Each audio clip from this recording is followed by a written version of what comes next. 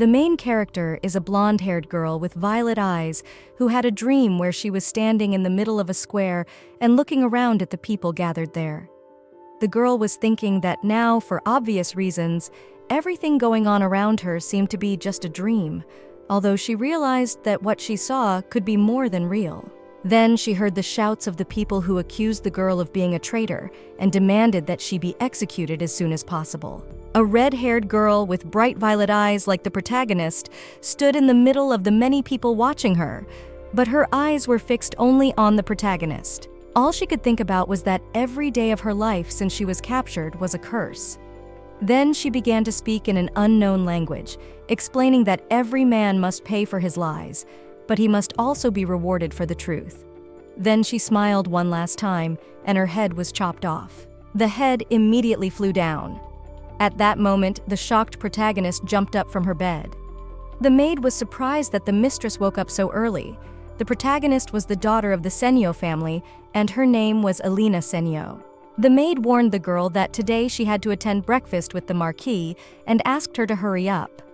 Alina explained that she was in a great hurry, so she asked the maid for help in finding her a suitable outfit, for she was worried about her tardiness. But the disgruntled maid explained that Alina could not allow herself such behavior because she had a high social status and comfortable life, only thanks to the Marquis. So she should be grateful and sit silently, not disturbing anyone. So the maid was not going to help her and wanted to leave, especially since she was busy. But suddenly Hamel appeared and asked the maid what she was so busy about. This guy was the first son of the Senyo family. The maid was immediately frightened when she saw Hamel, but he warned her to be more polite to Alina in the future, otherwise he would take away her tongue for such speeches. The frightened maid immediately fell on her knees and began to apologize for her wrong. But Hamel had already lost any interest in her and went to Alina, asking if she knew that they were to have breakfast together today. Alina explained that she was just about to get ready for breakfast, and then Hamel offered to help her get ready. After that, he helped her to pick up her clothes, and when she was dressed, he started to comb her hair. But looking at Alina's tired face, he realized that she was pale. Alina admitted that she was a little worried, and Hamel suspected that it was because she was afraid of her father's anger, but asked Alina not to worry about it anymore, because he would never let other people hurt her. Hamel asked that in the future Alina should trust her brother more. She looked at Hamel's smiling face and didn't know how I should react to that smile. But reach out, the guy offered to go together to breakfast with her father, and the girl had nothing left but to accept this invitation. They ended up heading to the dining hall where the head of the Senyo family was already waiting for them. Caramel Senyo first greeted his son and then Alina, who also responded to his greeting with a polite smile, although she called him Carmel Marquis when greeting him. This infuriated the man, and he reminded Alina that they had discussed more than once that she should call him father, and made the girl greet him properly. When she had done everything according to the Marquis's will, the man praised the girl and warned her that she would have to call him that in the future when she became a master of the soul and was introduced to society. With Alina's ability to communicate with souls, she could become an outstanding soulcaster. The Marquis asked if Alina could already see souls. Alina immediately started to worry. Her hands were shaking, so Hamel supported her, and covering her shaking palms with his hand explained to father that Alina tried hard every day, but unfortunately she could not see souls. It was harder for her than for the others, so he asked her father to understand the girl. Carmel realized that there was absolutely no advancement in the girl's talent, and Hamel confirmed his words with a smile, as if he knew what would happen next. The disgruntled Marquis didn't take long to throw the cutlery he had just used into the girl's face and began calling her useless. He demanded that Alina start seeing souls as soon as possible and become a spellcaster. After all, she had been living with them for 6 years, and yet she was failing. Marquis regretted taking Alina in, for if he had known how useless she was beforehand, he would never have accepted her into the family. That's when the girl remembered that day, 6 years old, when Marquis had picked her up off the street. It was the day of the test for the ability to communicate with spirits. Everyone lined up to get their results, which were announced within the line. And finally, it was Alina's time who approached the guy. But as soon as he looked at her results, he cried out in surprise, because he saw a score of 17,777 points. His colleague was sure that the calculations were wrong, because in their country, only 2 people got 10,000 points. The others began to look at Alina, wondering how small but talented she was. But Alina didn't even realize how good her results were, so the guy explained to her that her results were very good, because the higher her score, the more powerful spellcaster she could become in the future. Then he started asking the girl about how old she was and where her parents were.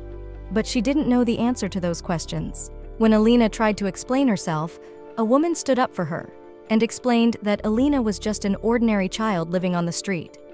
She noticed the girl when she appeared not far from her house, and the woman tried her best to find Alina's parents, but she failed, because the girl didn't know anything else except her name. The guy was very upset and surprised, because Alina was a real nugget, which is worth to cut for her to become the greatest magician in history. But without support, her power will be wasted. But then the Marquis of Senyo came into the testing room, eager to take care of the girl. He offered the child to be his daughter, and in return, he would give her everything she needed. Everyone would love her because she would become part of the Senyo family. But most importantly, in the future, Alina would become a soulcaster who would represent their family and live under their family name. Then the little protagonist was very naive, so she believed that she could get rid of the hunger she was fed up with. And like a real fool, she accepted the Marquis's proposal. Alina thought she had a new life, but it turned out to be much more vague. Each time the Marquis came to her, surprised that she couldn't see her soul again, and each time he punished her because Alina couldn't prove her worth. That's why the Marquis repaid her in this way for her uselessness, by his cruelty. All the other servants of the house also considered her useless, so that absolutely no one tried to stop the outrage, to stop the Marquis, or to help Alina. So now, looking at her bloody hands, which she had soiled while wiping the blood from her face, Alina was not surprised that she had done something wrong again. She simply got up from the table and started to walk away to the shouts of Marquis, who demanded that she stop. Hamel tried to grab the girl's arm to stop her, as his father had ordered. But she threw his hand away and looked at him with her penetrating violet eyes and turned away humiliated and walked away. She immediately fled to the greenhouse, the only place where she could find peace. And then she heard the restless questions of an unknown soul who was trying to find out why Alina was bleeding and how it happened. Out of the many souls, Alina immediately recognized the speaker. It was Iprit. The protagonist was grateful to Iprit for her kindness and thanked her for her concern. But Iprit thought it was the least she could do. In fact, there was a secret about the protagonist that Marquis didn't know about. She really couldn't see souls, but she could always hear them. Iprit tried to find out why Alina had been punished again by Marquis, and didn't understand how the man dared to leave such a wound on her beautiful face. Alina explained that she was already used to it, but Iprit suggested the girl to tell as soon as possible that she could hear souls, because then he wouldn't punish her anymore. But Alina didn't want Marquis to be admired because of her achievements, so for her it was better to die than to be recognized, especially since Alina realized that it was of no use for her to hear souls, for if she was going to be a spellcaster, she needed to see them. But Alina suspected that her power was incomplete, and she would never gain the ability to see souls, and then she would be forced to live forever as she did now. And if that was really true, then it was really better for the girl to choose death. But the unexpected voice frightened Alina madly, because this voice was unknown to her and did not belong to the soul she knew. The girl who had heard the protagonist's thoughts about death explained that she should not do that, and smilingly rejoiced that she had finally found Alina and greeted her. Alina didn't understand who this girl was, but she calmly began to gather magical power, and when she heard Iprita's voice, she decided to get rid of the intruders. Then Iprita's voice began to interrupt and soon disappeared altogether. A disgruntled Alina demanded an explanation from the unknown girl. She wanted to know what the girl had done to Iprieta, but she explained that she didn't have to worry about Iprit, as she had only sent him to another place for a short while, after which Iprit would be able to return again. Looking over the body of this stranger, Alina definitely came to the conclusion that she was not human and was a spirit. But it was obvious that she was an unusual spirit if she could influence other souls. Smiling sweetly and coming closer, the girl explained to Alina that she shouldn't be afraid of her as she wasn't going to hurt her. But Alina didn't understand how she could just trust her. But this unusual spirit did not ask Alina to mindlessly trust her. To begin with, She touched her face, and following that, the greenhouse lit up with a bright light, and the wound instantly healed. Already after the stranger had demonstrated her abilities, she decided to introduce herself. Her name was Maristella Pioniod, and Maristella hoped that Alina knew who she was. Alina did know Maristella. After all, it was this girl who once led the magical kingdom of Pioniod. She is also the mastermind behind all the darkness that almost destroyed the kingdom. It is because of this that she has earned the nickname of a terrible villain, as well as the status of the strongest spellcaster of all time. Seeing Alina's confusion, the spirit explained that she was indeed the Maristella she had originally thought of, and that Alina herself was the current reincarnation of Maristella. Initially surprised, Alina explained that she hated such jokes, but Maristella began to convince her that it was the truth. Alina began to question the girl about how her words could be true, since Maristella was the most powerful spellcaster in the world, and a spellcaster as insignificant as Alina could not be her reincarnation. But such words only alarmed Maristella, who didn't understand why Alina had such a low opinion of her abilities, because she wasn't a lowly spellcaster and she had incredible power. But remembering the words of all the people around her, and all the rumors about how useless she was, Alina explained to the Grand Spellcaster that she was not the same master. Then, wanting to reassure the girl, Maristella explained that even though they had different essences, their souls were closely connected. In addition, Maristella's magical abilities had manifested themselves when she was 16, and she wondered when Alina had been able to hear the souls for the first time. It also happened on her birthday, but as it turned out, she and Maristella also shared a birthday, and at that moment Alina was also 16 years old. The shocked girl tried to justify herself by explaining that it was just a coincidence, because she had only heard the souls and not seen them. Maristella drew her hand to Alina and warned her that she should not be surprised if her touch tingled a little. After that, she quickly read out the spell and applied the power, explaining that now everything had been successful and the girl should have looked around carefully. Then at last she saw among the flowers the spirits she was so eager to examine. The little fairies joyfully began to greet the girl and rejoiced that their companion could at last see them. And seeing Alina's delight, Maristella asked if the girl could now at last confide in her. Obviously, after such help, Alina could not do otherwise. Maristella held out her hand and offered her a contract. Maristella wanted to make Alina the best spellcaster on the continent, but she had a condition.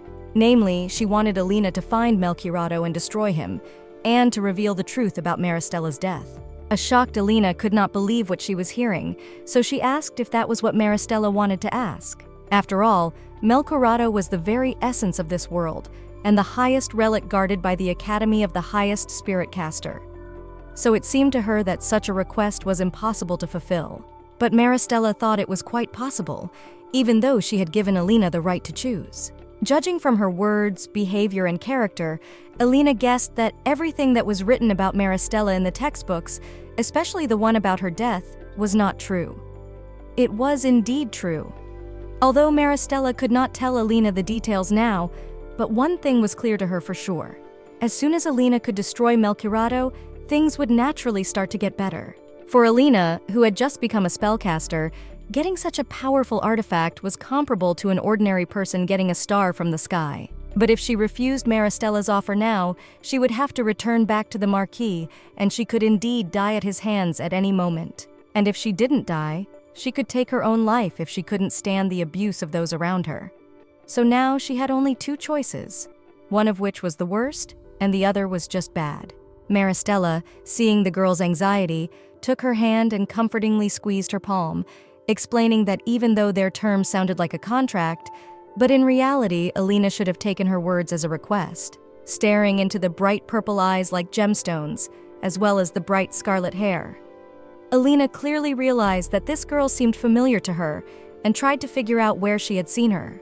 And finally, she remembered that she had seen this girl in her own dream not long ago. Maristella only laughed at how long it had taken Alina to remember it. And then, remembering Maristella's execution perfectly, her desperate but strong character, Alina realized that she really wanted to help this girl, both now and in her dream. So she agreed to enter into a contract with her. And then, to a huge shock, the always lonely Alina was given a big, heartfelt hug by someone. Maristella asked Alina for one thing, to remember that from now on she was not alone. And then tears welled up in the girl's violet eyes. That curse and those horrible ones with Maristella's execution, which she had seen for the last month and because of which she hadn't slept well, ended up being her salvation. But suddenly, hearing Hamel's scream, a frightened Alina asked that Maristella disappear for a while.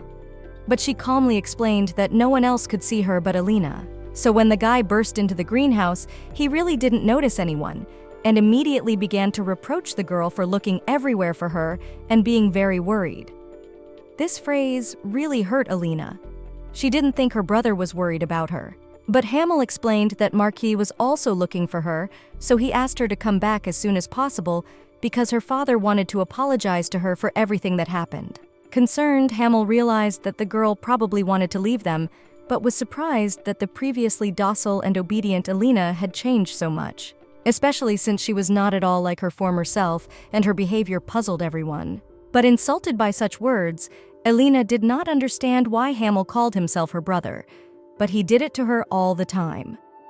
Hamel pretended not to know what he was talking about, but Alina demanded that he stop his horrible acting because she knew that Hamel was a watcher who every night informed the Marquise about the changes in her spiritual power. She believed that Hamel was only a coward who used her as a shield to protect himself from her father's violence. Alina then recalled the events of 6 years ago when she was a young, homeless, hungry girl who had been brought to the Marquise's house. Then she was introduced to Hamel and explained that from today, this girl would be his little sister instead of Aria. After a short thought, Hamel smiled happily at Alina and then extended his hand to her and welcomed the child. But as soon as Alina was about to shake his hand, she immediately noticed that there were marks from beatings on it, as well as on the neck, and it seems on all other invisible parts of the body. Little Alina took a little time to realize how Hamel had all these wounds on his body. One day, the girl caught a conversation between Marquis and his son when Marquis demanded that Hamel behave himself towards Alina, but he didn't want to do so. After all, she wasn't his own sister, unlike Aria.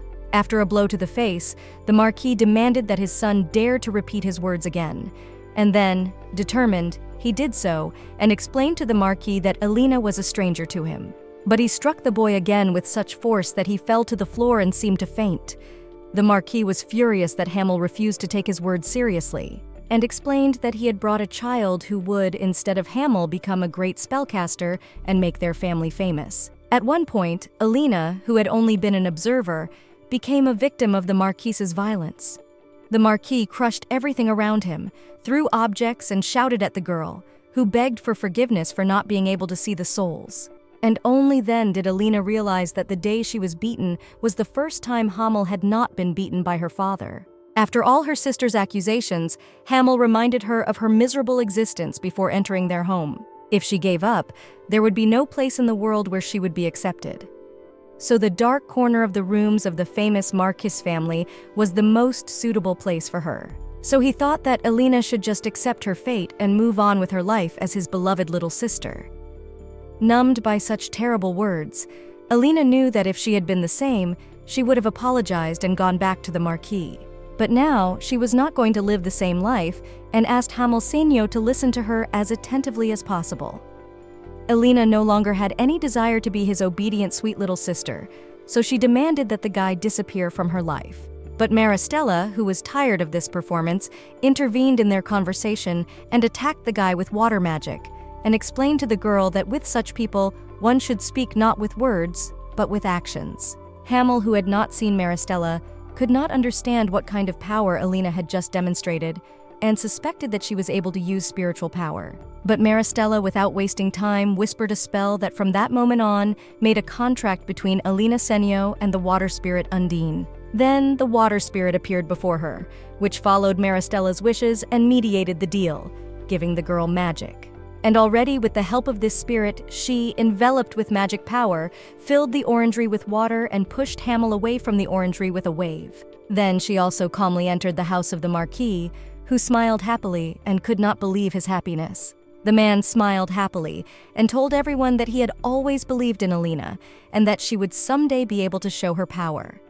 After all, she was his favorite daughter, so he asked her to come to him as soon as possible. But displeased with his words, Elena refused to follow his orders and explained that from that day on, she excluded herself from the Senyo family. Marquis initially laughed hysterically, but became serious in an instant, explaining to Elena that she had been too quick to become so insolent, even though she had only shown strength, and reminded her of how long they had raised her.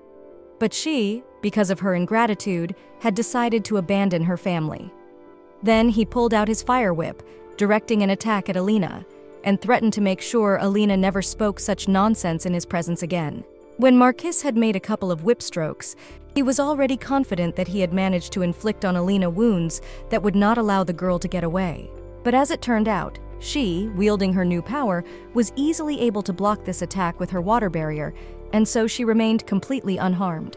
The Marquis realized his mistake, for a moment he had forgotten the girl's spiritual power level. But he realized that she had only recently become a spellcaster, so she was unlikely to be able to defeat him. She saw its strange glow, and Maristella appeared and explained that this spirit was black magic. She was surprised that Marquis dared to use black magic, namely the forbidden technique of controlling spirits. But no sooner had the girls thought of what to do than Hamel furiously started attacking Elena, explaining that it was time to end her nonsense. A naughty child like her was bound to be punished. But using her reflexes, Elena immediately created a water sword, which she used to attack the spirit of black magic and cut it in half. After that, the spirit immediately began to vaporize and turn into ashes. Before Caramel could react, the girl had already knocked him to the floor and sat him down, pointing her sharp dagger at his neck, warning him not to take any more rash actions. Furious Caramel, shaking with his anger, explained that he would not allow Elena such liberty, and he clearly would not let her go unpunished for her actions. Hearing these words, without realizing it, Elena cried. She wondered what Caramel was going to do to her. She wanted to avenge the times when Marquis had hurt her, while feeling joy at the same time. So she ordered him to keep quiet even if he was hurt, and to endure all the torment she would give him. Seeing the girl's rage, Maristella realized that in the future she might regret her actions. So stopping her, Maristella suggested her to stop and leave, because Maristella did not want to see how much Elena's good soul suffered. Elena asked that Maristella let her go and stay out of the way. She didn't really want to kill Marquis, but Elena was consumed with despair, for now she didn't even have a place to go. Maristella marveled at how quickly Elena had forgotten about their contract, for now Elena had something she had to do, which meant she had a family to leave with.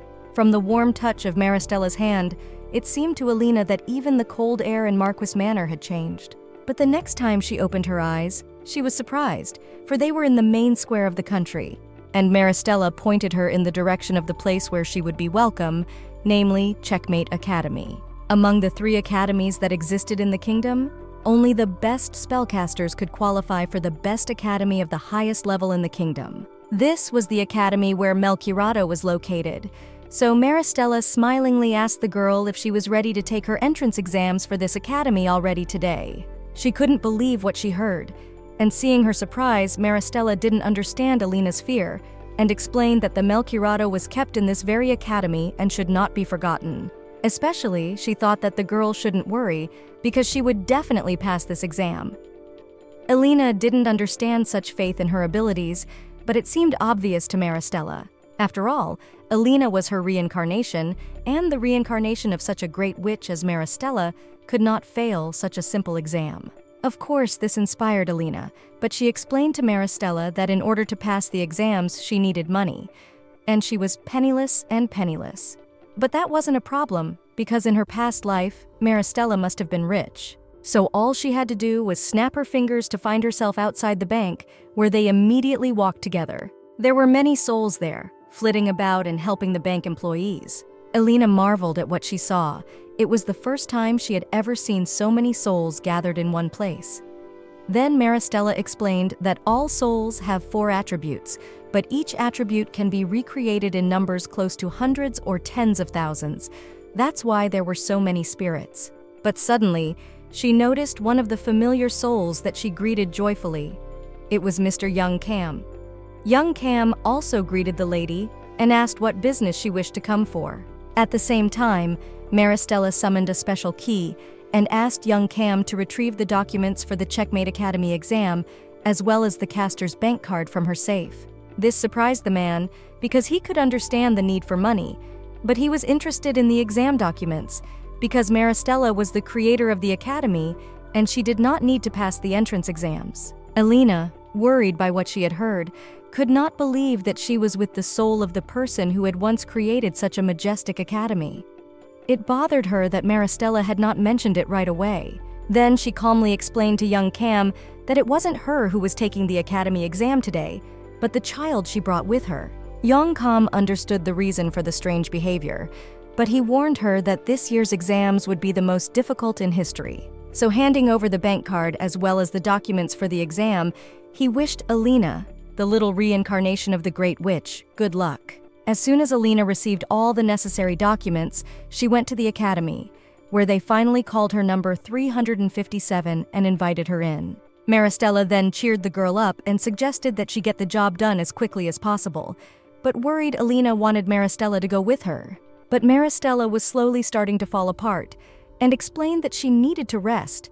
After all, she had gotten to the academy itself and had used a huge amount of her powers. Alina didn't understand why the girl's body was disintegrating, but Maristella, gently fixing Alina's hair, asked her not to worry. After all, they weren't saying goodbye forever and would surely meet again soon. She also warned Alina that she would see, hear, and learn a lot of interesting things at the academy very soon, so Maristella wanted Alina to find her true purpose. Taking her disappearing hand, Alina promised that she would get through this and thanked Maristella for all the help she had given. Finally disappearing, the last thing Maristella promised was that they would definitely meet again. But a little later, as soon as Alina accepted the fact that she was alone again, she realized that a new chapter of her life had begun, when she was starting to live and act on her own again. She approached the guy who greeted her cheerfully, number 357, then offered to shake their hands before she went to the exam. As soon as Alina moved towards the guy, he marveled at how incredible the girl's spiritual power was and congratulated her for having managed to pass the first stages of the exam. As soon as she went further into the next room, she was surprised that the first stage was so easy. But in the end, she felt that it was quite hard to breathe and suspected that the airflow was restricted. The spirit who was always watching Alina began to scold her, surprised that she had so easily passed such a difficult second stage of the exam. She only remained awkwardly silent. On the way to the third exam, Alina thought about the fact that everyone around her was worried that this year had the most difficult exams, but she was preparing for it to be much worse. Though of course thoughts crept into her head that she was just strong enough to get through it without a problem. As Alina traveled further down the corridors, she remembered that at the end of the corridor was the location of the last exam. It was a long way to walk though, especially since the room was chilly, so she started to get chills. But suddenly a guy came up, threw his jacket over the girl and asked her if she was warmer. And then, surprised, Alina thanked the young man and asked him who he was. The guy was surprised that the girl understood him very well and also considered her a very interesting freshman. He greeted Alina with a smile and explained that he was responsible for the third oral stage of the exam. They continued on their way together, and when Alina turned to the examiner, the guy allowed her to call him by his first name. Then she tried to ask him how long they had to walk to the exam, but the girl stopped and froze in place, which confused Danon. He worried that the girl was hurting or something had happened. But Alina explained that she wouldn't go any further with him because he was acting strangely. Recently, to be more precise, Alina thought that Danon was initially suspicious. He had a voice that sounded human but wasn't, and he also looked too young to be in charge of an exam at a first-class academy. Besides, he kept saying the same thing about them coming soon, and had been saying it for 30 minutes, but they still hadn't come. So if Danon was really the examiner, Alina wanted to get some proof of that. Otherwise, she wouldn't budge one more step. From such a gaze of the main character, a small shiver went through Danon's body. He apologized to the girl for misleading her, because in fact, he really should have finished their exam earlier. But it had been a long time since he had met someone like the main character among those taking the test who understood it so easily, so he was impressed. Danon thought that the girl had done well on her exam and had done a great job. Seeing Alina's amazed face, he explained that the last exam was to understand the examiner's speech, which had been altered with the help of spiritual power.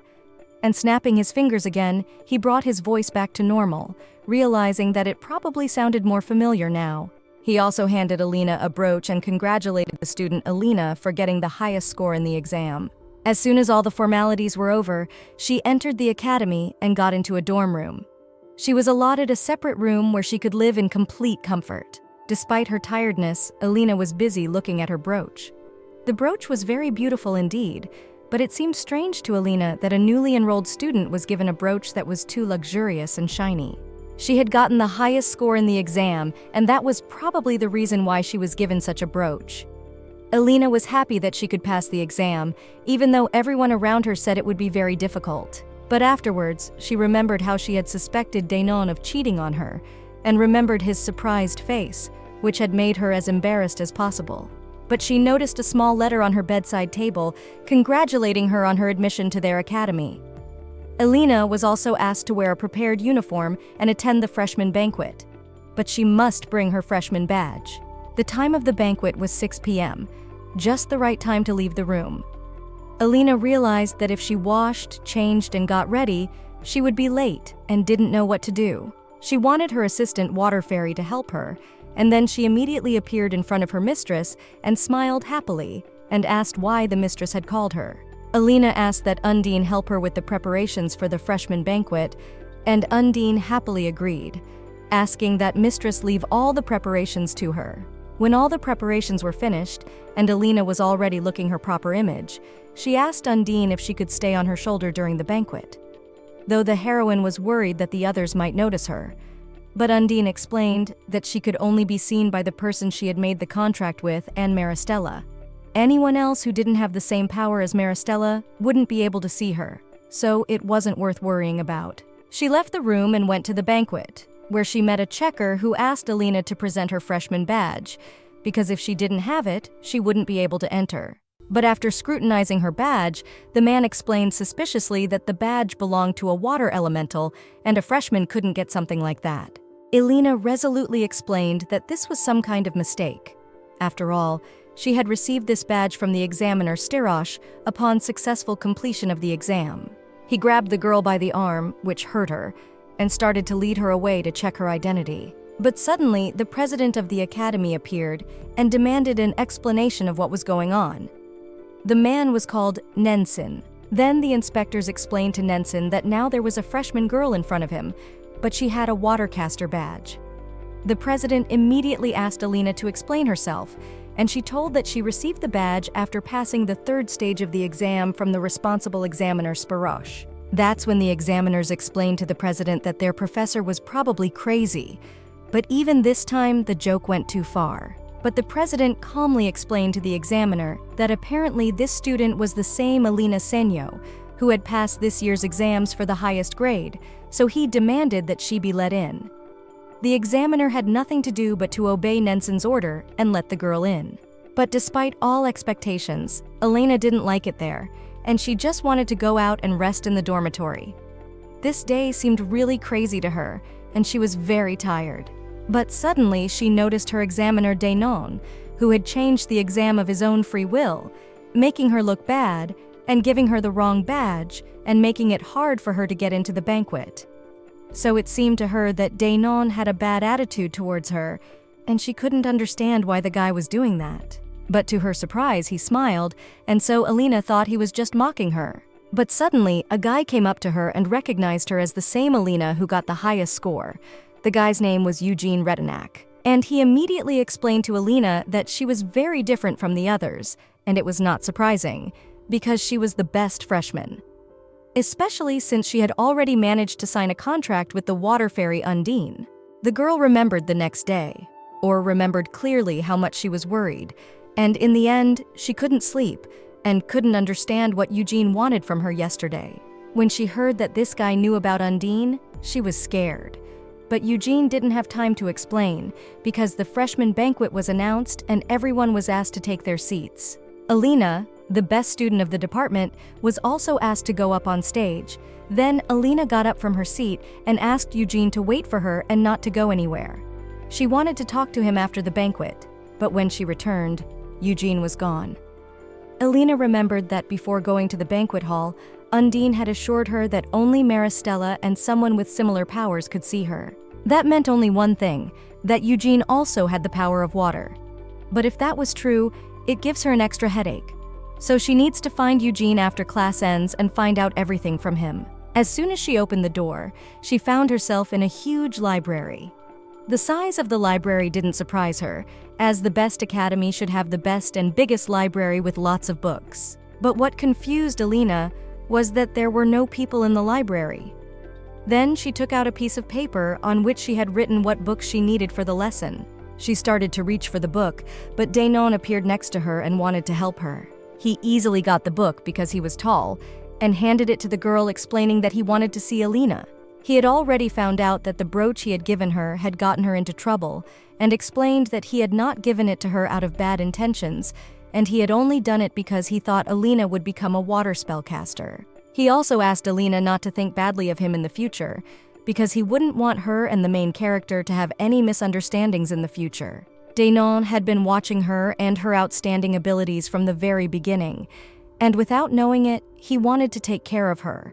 But he realized that he had rushed things a bit and could not protect her enough, for which he apologized to the girl. Then an awkward Alina explained to the guy that she accepted his apology, but he didn't have to find her just to apologize.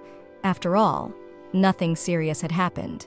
But Danon explained that it was important for him to resolve the misunderstanding and apologize because he really doesn't want Alina to hate him. Looking at this guy, Alina realized that all her 6 years of life that she had spent with the Marquis and her named brother Hamel, she had only thought that she had better end her life. In those times, she always apologized and asked for leniency, even when she was not at fault. In that place, it was the only way to survive. But just as Alina was about to give up, she met Maristella, and became a soulcaster with Undine and was able to enter the academy. And for the first time, she saw the person who came to her first, and apologized to her sincerely for some misunderstanding.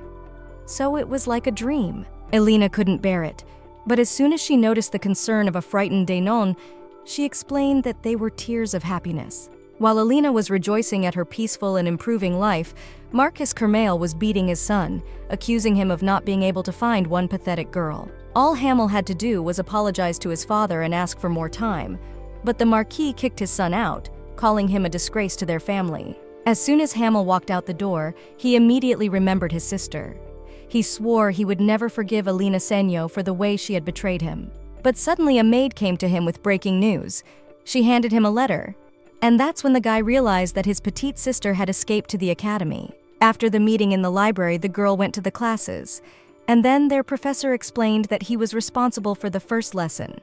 The professor was Danon, who was a spellcaster of water elementals. As Alina listened attentively to the professor's stories, her scrutinizing gaze was noticed by Eugene, who suspected that Alina's attentiveness was due to the fact that she liked the professor so much that she had fallen in love with him. Alina was indignant at this assumption, but Eugene saw nothing strange in it, because Professor Danon was popular among female students. This news did not surprise Elin, for he had a gentle speech, a calm and kind character, and he was very handsome. He was also the youngest professor in the history of the academy.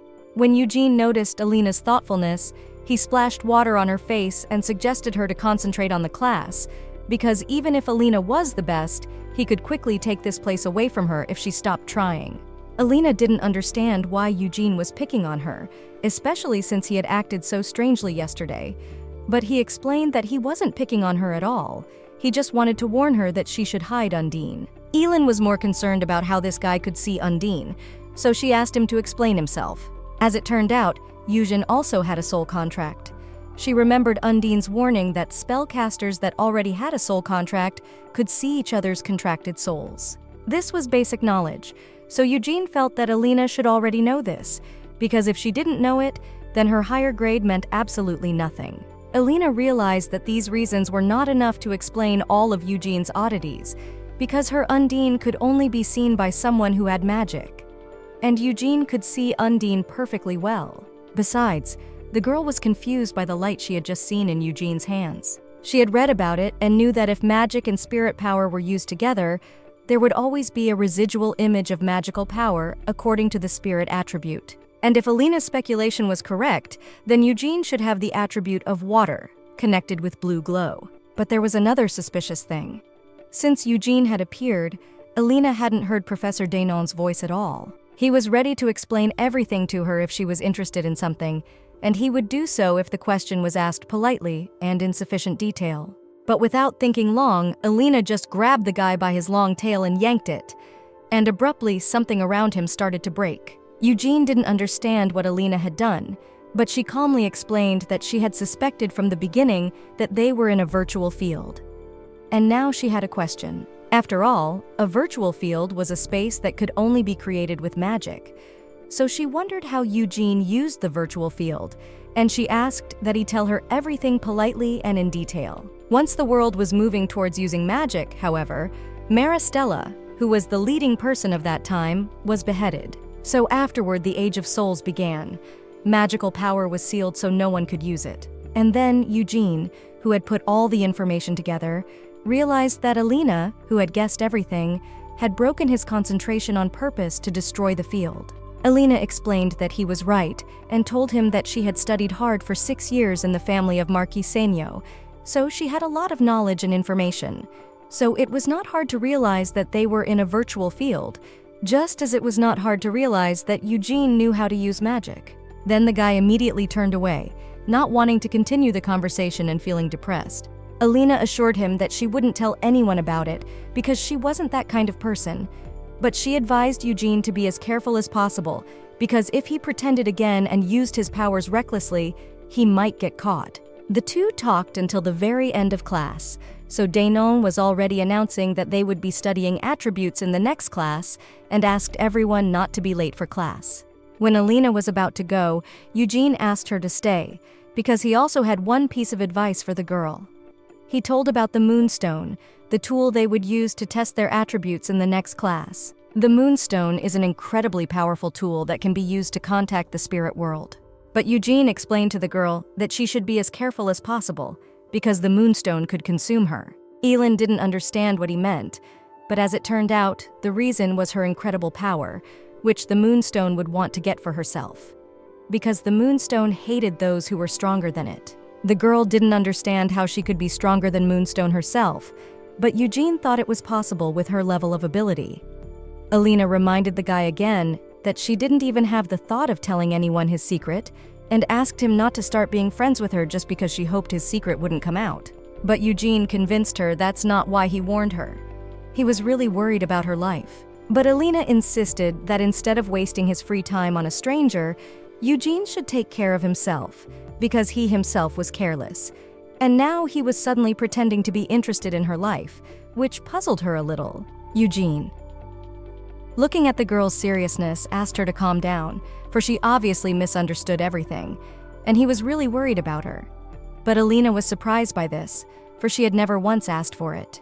That's when Eugene realized that Alina probably couldn't take other people's word for it and just trust. Then the awkward and slightly shifting girl looked at Eugene and realized that she had only known him for 2 days, so she couldn't trust him, and even though she wanted to say it to his face, she couldn't say a word. It was then that Eugene realized that he had rushed and pressed her hard, for if one thought of what the Marquis might have done to her, it was obvious why she was doing it. Frightened, Alina did not understand how the guy knew about it. But as it turned out, rumors spread very quickly. Since the freshman banquet, there had been rumors that she was Marquis Senyo's secret weapon. But on his way up, the boy asked Alina to heed his words and be as careful as possible, and handed her a small coin, explaining that it was good luck magic that would help her with the Moonstone. Though he was sure that even without his help, Alina would do marvelously well. Looking at the coin, Alina didn't understand why Eugene had trusted her so easily. And it seemed to her that it would be much better to do the same in return. It might be time to break the barrier inside her that was keeping her from moving forward. So with a smile, she apologized to Eugene for her rudeness and promised to be more careful, for she also felt a certain danger from the Moonstone. She was also grateful for Eugene's concern, even though it bothered her that Eugene was worried about her. After all, it was more appropriate of him to put her in a predicament in order to win. Eugene was upset that this was how he looked in the girl's eyes, but explained that he felt some sense of kinship with her. Looking at his sad expression, Alina was convinced that this guy also had his own reasons for behaving this way. So she smiled and suggested Eugene to go to the next class together, otherwise they might be late. Eventually, the next class came, and then Professor Denon asked the students to go to the moonstone and put their hands on it. As soon as the students did so, the moonstone would begin an automatic test of their spiritual abilities. He then pulled out his list and began dictating names. Alina remembered reading the book as a little girl and turning to her older brother to ask him about the moonstone. After all, he had already been tested for his attribute. His attribute was fire. Hamel hoped that when Alina grew up and became a spellcaster, she would also have the attribute of fire. After all, everyone in the family hoped so, because everyone in their family predominantly had the attribute of fire, and Alina was also a part of their in the family. That's when Alina realized that she hated fire, and this hatred was insanely strong. But as soon as she was about to approach the moonstone, it shone brightly, illuminating only one main character, which was immediately noticed by absolutely all the students. But after that, the light immediately disappeared, and the professor suggested that most likely the moonstone wanted to start the test with the student Alina. And if no one was against it, she should go ahead. As soon as Alina reached out her hand to the stone, Denon stopped her and explained that this test might be much more difficult for her, although he was sure that she would be able to handle it perfectly. As soon as she touched the stone, she was plunged into the abyss of her misery and her worst nightmares, where there was not a moment's peace. But then everything gradually began to blur and change, and the girl was as if in space heard someone's voice that greeted her. The owner of that voice always wanted to meet her. In front of her stood the girl who had died in order for Alina to take her place. Her name was Aria. Alina remembered that every new night, for the sake of informing the Marquis of the changes in Alina's mental strength, Hamel came into her room. He stroked her hair and softly said her name. Perhaps the reason for Hamel's attention was that she bore a great resemblance to the Count's real daughter, who had died quite young. Each time, Alina thought she was just a fake who deserved to be used. This girl had white hair, violet-colored eyes, and an appearance that was very similar to Hamel's. Without a doubt, it was definitely the same Aria. But Alina didn't understand why she had appeared in front of her, and why Aria said she had died so that Alina could take her place. As it turned out, she died so early only because her life was tied to Alina's fate. It was for this reason that the girl hated Alina so much, and she knew very well that Alina also hated her. Aria was the darkest and dirtiest part of Alina's soul. But when Alina did not respond to these accusations, the girl was surprised, because Aria believed that in all the humiliations she had experienced in the Marquis's house, Alina blamed her. Alina did not want to admit it, and wanted to just turn away. But as soon as she met Aria, she immediately realized that a child taking her life at such an early age was a relic that was sacrificed to her existence and her future. So Alina smilingly explained to the girl that she was right in all points except hate, for Alina did not hate her. There was actually a time when she really blamed the girl and just wanted to put the blame on someone else for her being adopted because she looked like Aria. But Alina knew it wasn't her fault, so she couldn't blame her anymore. And she rather wanted to apologize to her for being a part of her destiny. And sincerely hugging the girl and holding her close to her, Alina apologized to her for everything. Seeing Alina's sincerity, Aria calmly stood up, explaining that she would hate Alina forever. But she didn't hate her fate and her very nature, so she decided to forgive her. And as she walked away, she congratulated Alina on being a worthy rebirth of the Peonid. As soon as the space collapsed, Alina found herself in a completely different place, more like a cozy garden. She didn't understand how she got here, and suddenly realized that she had succumbed to the influence of the moonstone. She heard the spirits talking about Alina, who had been confronted by a witch and had kept her sanity. It was the first time she had seen all 4 spirits together, and they were all insanely beautiful. The spirits were laughing, remembering the moments when the witch had destroyed them. She was very unhappy that they had appeared, and the other spirits just kept fighting for some personal reason. All Alina could do was awkwardly disturb them and say hello to them. Then the first spirit to say hello to her was an earth spirit named Nain, followed by the wind spirit, who explained that this was the first time since the Great Witch that the stone had put any of them to the test. But the sylph thought Alina had done a marvelous job, though the fire spirit Iprit was not surprised, as Alina was Maristella's rebirth. And the water spirit Undine sincerely explained that she was very proud of the girl. Having met them all, Alina realized that she had passed her test and wanted to know her element. But the earth spirit, Nian, asked what the girl needed, because she was special simply because she existed. That was why she was offered a contract with all of them at once. A frightened Alina could not believe that this was really possible, for she had been told that it was possible to have no more than one spirit. But Nian explained that multiple spirits possible when one was a rebirth of a witch. And the sylph explained that it was difficult enough to create such a bond. And Alina quite possibly could have lost her mind or had some serious consequences. But the spirits told Alina not to worry, because in a few days everything would be back to normal. But Alina thought that a contract with 4 spirits at once was too burdensome, for she had only one spirit. But approaching Undine warned the girl that her destiny would be a lot of hidden enemies.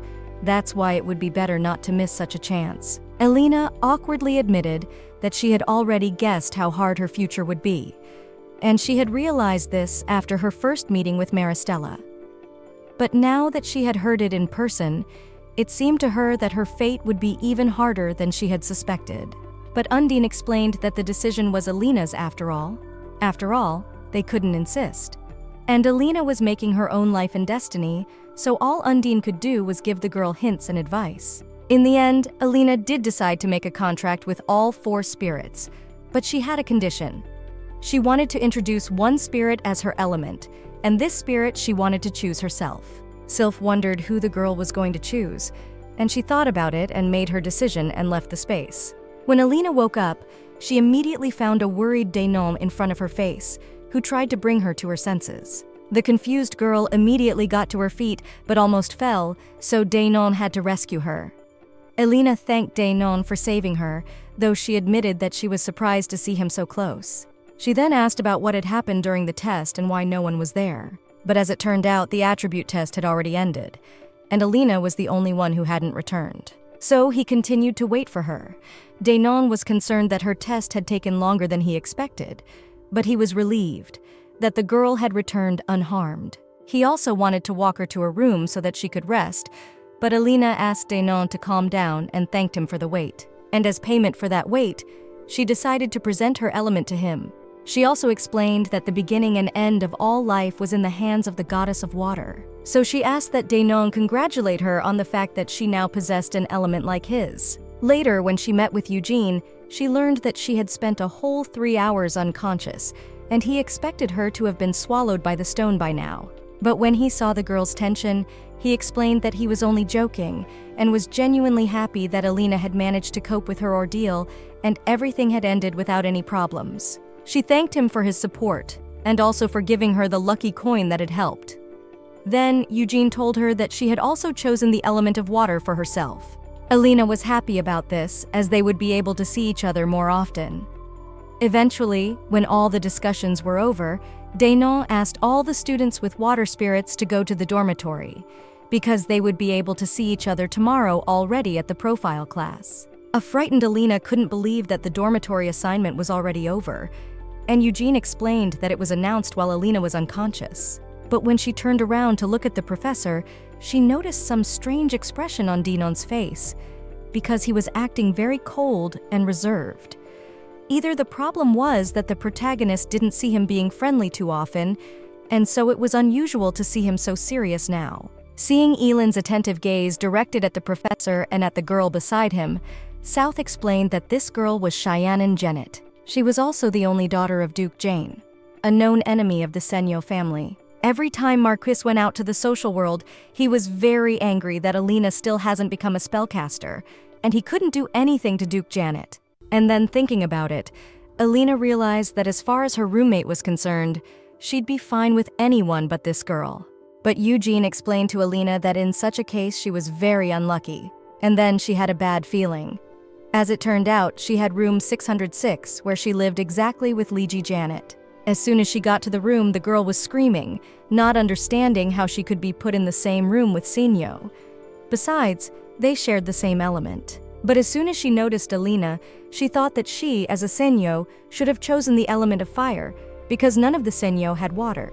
Alina did not understand how a girl from a noble family could not observe the basics of etiquette, and demanded that Shinen stop yelling and swearing so much. And also noticing the mess, she asked Xianan to remove the mess from her bed as soon as possible.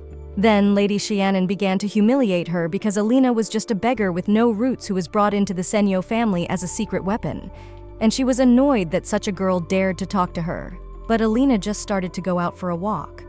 But as she left, she warned Xianan Genet that if she didn't put her things away before she got there, she wouldn't just leave it at that. Alina also explained that she had no choice but to enter the academy under the surname Senyo because her expulsion from the family had not yet been formalized. But very soon she was going to stop being a part of that family, so Xianan might not call her Senyo, just call her by her first name. There was no way Xianan could understand if Alina was seriously talking about excluding the family. But Alina calmly explained that she would rather be a parentless orphan than remain in the Senyo family. And then Xianan, shocked by Xianan's words, embarrassedly explained to Alina that they were rivals anyway and would remain so forever, so she wouldn't give up so easily. Alina initially thought the girl wanted to apologize for her behavior, but she turned out to be much more proud, as expected of the heiress of the family. So Alina explained that from the beginning, she didn't want Xianan to give up and didn't ask her to do anything but remove things from her bed. Alina tried to keep her cool, realizing that in order to fulfill Maristella's request, she needed to pull herself together. In fact, Alina did go out for a walk, but her goal was to find the location of Melchorado. But looking around the gorgeous academy, she realized that she couldn't walk around the entire academy square as it was too huge. Besides, such a religion is most likely kept in some secret place that is hard for a freshman like Alina to get into. She immediately called Undine, who asked her what she could do to help her mistress. Alina explained that she wanted to ask about something, namely finding where Melchorado was hidden here. A worried Undine explained to the girl that she didn't have to be in such a hurry, as this artifact was much stronger than she suspected, and it might be difficult for Alina to even look at it right now.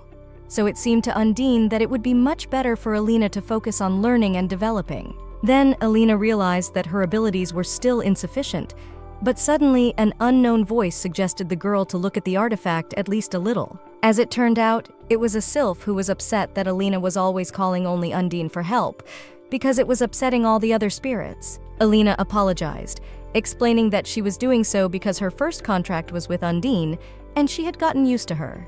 But Sylph asked that now that they all had a contract with Alina, she would also treat them fairly. But suddenly, she noticed the other Nain spirits, This and Iprit. The Sylph didn't understand why they had declared a royal levy and suggested that the uninvited guests leave. Alina realized that most likely they had come to help her, so she offered to participate altogether if they wanted to. After all, she missed them all. Then, when everyone came to one agreement, Sylph told them that she could use her power to transport Alina anywhere, and also to the place where Melchorado was. And Sylph didn't think anything bad could happen if Alina just looked at him. Next, she applied her air power, and then the girl rose into the air. And when she came down, she realized that she had become transparent, which was a peculiarity of the wind. But Undine doubted that the girl would be all right if she saw Melchorado, for it was far more dangerous than she had originally thought. But Alina reassured Undine by explaining that she would only look a little and then disappear at once. Then, smiling happily, Sylph decided to start moving them. But she warned that no souls could enter that area, as it was a forbidden zone for them. So, once Alina moved, she would handle it alone and wished her luck.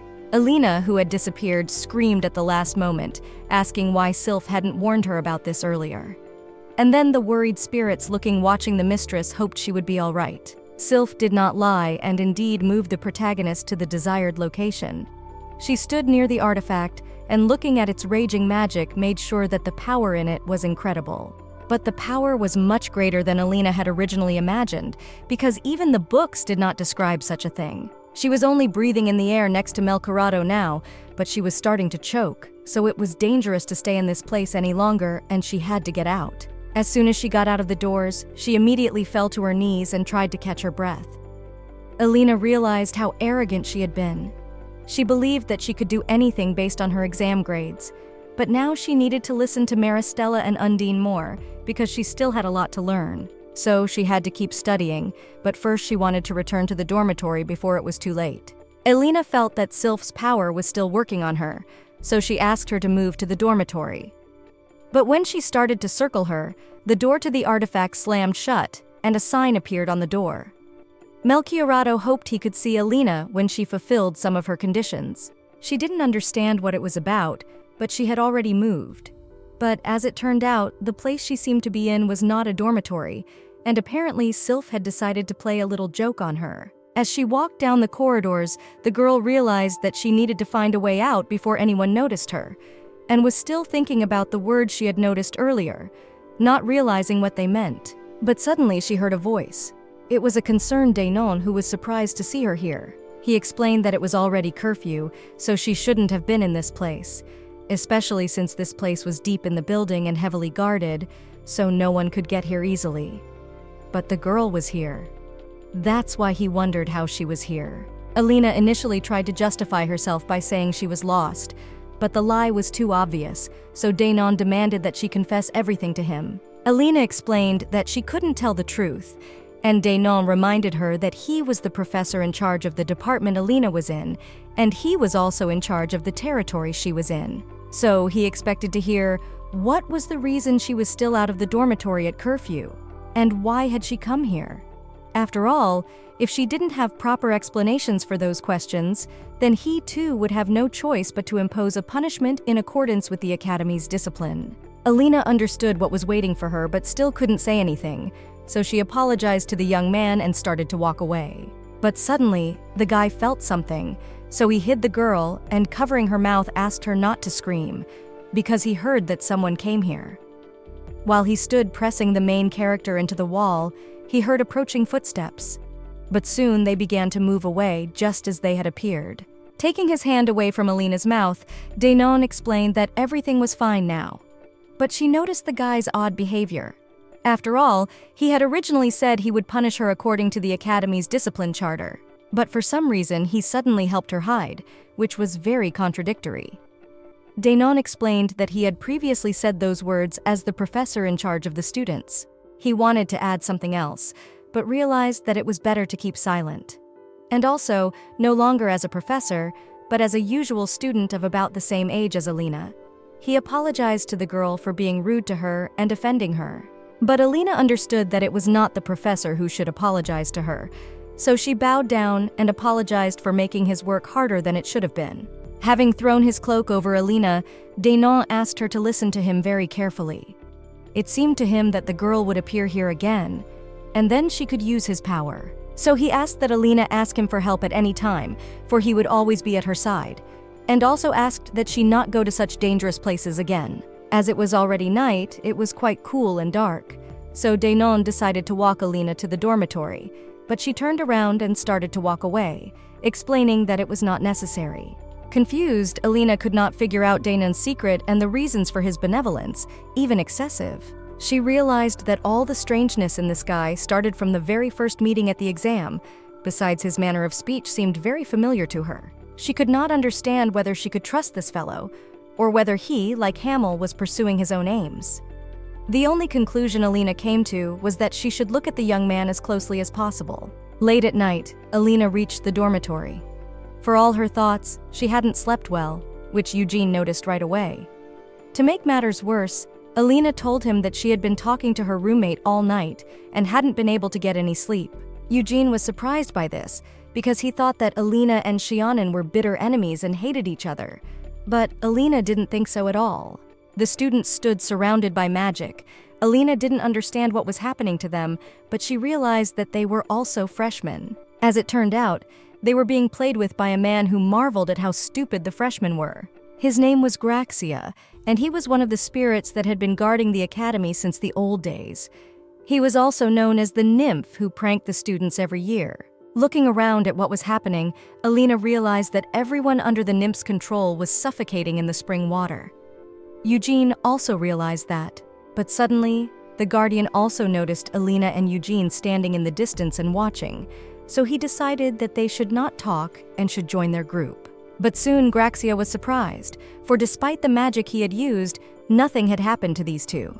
So he demanded an explanation of who they were. But eventually these two bored him because he couldn't have any fun with them, so Graxia demanded that they leave, because he was busy playing with the cute, silly freshman. He wanted all these kids to try out his power, and only then could they be considered full-fledged academy students. A frightened Xianan realized she was too high up. She was scared and begged to be let go. Then, listening to her, the guardian dispelled the magic. But then Xianan, who was at the height, began to fly downwards. The frightened Alina immediately reacted and appealed to Undine for help, asking her to save the girl. She surrounded Xianan with water and started to bring her down to the ground unharmed. But the keeper of the academy was angry. He thought that if Alina dared to interfere with his games, then she should take the role of his victim.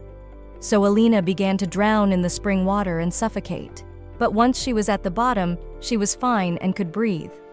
This surprised Graxia, because even in water that was mixed with his spiritual power, the girl felt fine. So he immediately guessed that the reincarnation of Maristella was in front of him. It was obvious that the protagonist was trying to lie, but it only amused him, because Alina could not lie at all. But now it was obvious to him why he felt the power from Alina, which reminded him very much of the Great Witch.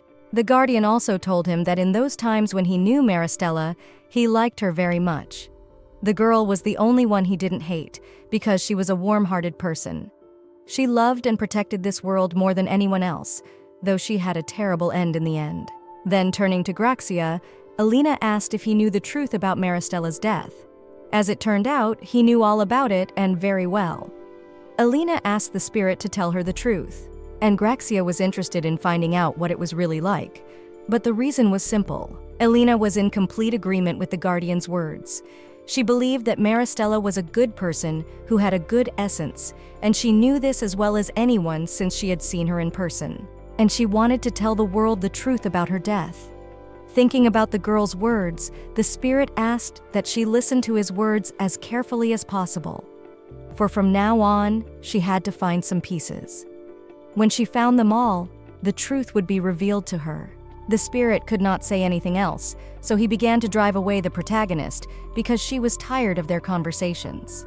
Before Alina could say goodbye, a torrent of water quickly threw her out. While the water held her, Graxius wondered which of the two young men valued Alina more and would want to save her. In front of him now was the master of the rotten tower and the heir to the empty constellation. So he dropped Alina to see whose anxiety would win out. As soon as it was over, Alina found herself in the dorm room where Xianan bandaged her early and asked that Alina sit still. Xianan felt guilty about Alina getting in trouble and hurting herself, so she wanted to help her. Alina asked her not to worry so much, but she felt it was her duty to do at least that to thank her in some way. All the while, Eugene was also by their side. And then, not feeling any shyness, Xianan explained that she really wanted to apologize for everything that had happened earlier. After all, she was convinced that Alina was a good person, and earlier she had judged her only because of what her father had told her about the Marquis family. Alina was not angry with the girl, explaining that the peculiarity of the family was that no matter what they did, there would always be gossip about them. Once again apologizing for her wrong thoughts, Charlotte began to remember their professor, thinking him very cool. After all, it was the professor who was able to show up in time to save Alina from falling, and he was even able to limit the power of the guardian spirit, and it was so magical that Xianon could even fall in love with him.